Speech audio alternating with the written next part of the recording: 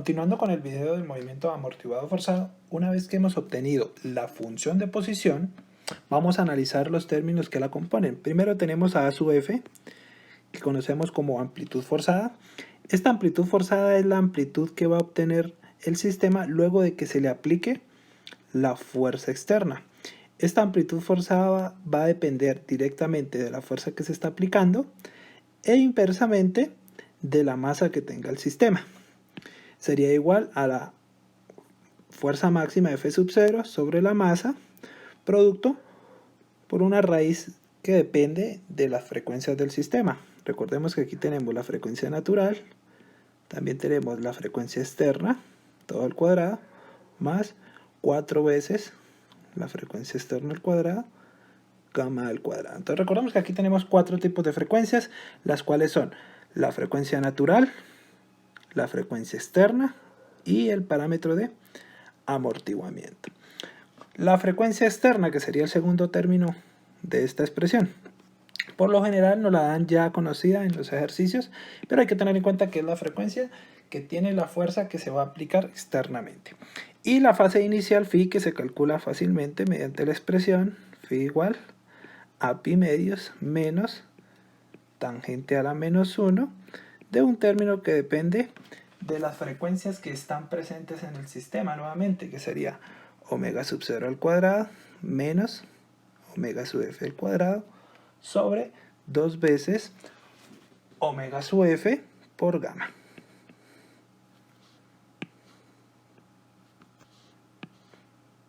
Bueno, entonces nos damos cuenta que ahora los términos de la expresión de la función de posición son más fáciles de calcular ahora que digamos en los casos anteriores, dado que cada uno de esos términos pues tiene su expresión correspondiente. Ahora vamos a tratar de analizar cómo fue que pasamos de un movimiento que inicialmente era amortiguado a un movimiento amortiguado forzado. Para eso nos dirigimos a la gráfica del lado izquierdo, donde en línea punteada verde encontramos un movimiento amortiguado. Obviamente lo identificamos porque la amplitud va a ir decreciendo progresivamente, entonces aquí lo podemos ver. A medida que el movimiento avanza, la amplitud va disminuyendo, sería un movimiento amortiguado. Posteriormente lo que hacemos es aplicar una fuerza. En el ejemplo del niño en el columpio, aplicarle una fuerza externa, que es la línea que vemos en color rojo. Es una fuerza que tiene una amplitud constante. ¿Qué produce esta fuerza en el movimiento resultante? Produce que inicialmente la amplitud aumente, pero que a medida que avanza el movimiento esta amplitud disminuya hasta obtener un valor más o menos constante. Entonces, así es que se forma un movimiento amortiguado forzado. Partimos de un movimiento amortiguado, le aplicamos una fuerza externa, esta fuerza externa estabiliza la amplitud y se convierte en un movimiento que es aproximadamente igual a un movimiento armónico simple. Un fenómeno interesante que suele aparecer en este tipo de movimientos es el fenómeno de resonancia. El fenómeno de resonancia es un aumento en la amplitud forzada. Es decir, vamos a tener una amplitud forzada máxima.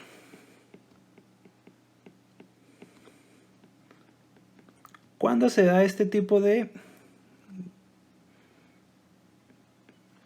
fenómeno? Este tipo de fenómeno se presenta cuando la frecuencia externa que vamos a aplicar es aproximadamente igual a omega sub 0 al cuadrado menos 2 gamma, todo en raíz cuadrada.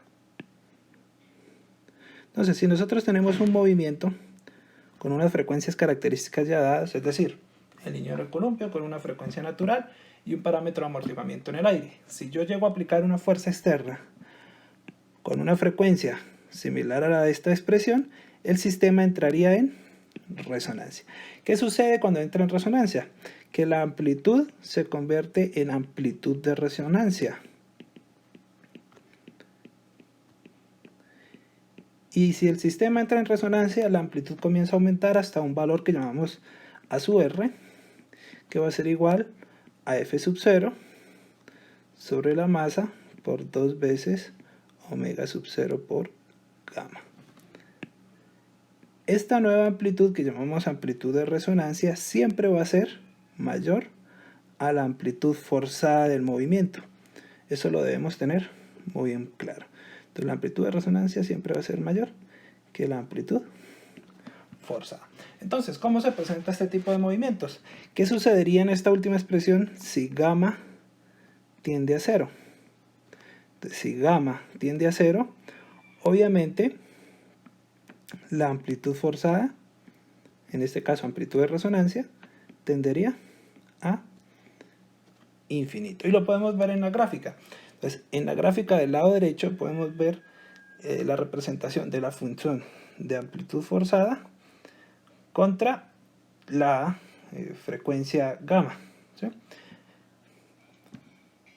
Perdón, contra la frecuencia omega sub f. Entonces, cuando omega sub f es aproximadamente igual a este valor que tenemos aquí, el movimiento entra en resonancia y la amplitud, como vemos en la gráfica, comienza a aumentar. Pero adicionalmente, si gamma comienza a disminuir, esta amplitud va a ir aumentando, aumentando, hasta que posteriormente pues llegue a un valor infinito. Bueno, con este video culminamos la parte teórica de las oscilaciones amortiguadas forzadas.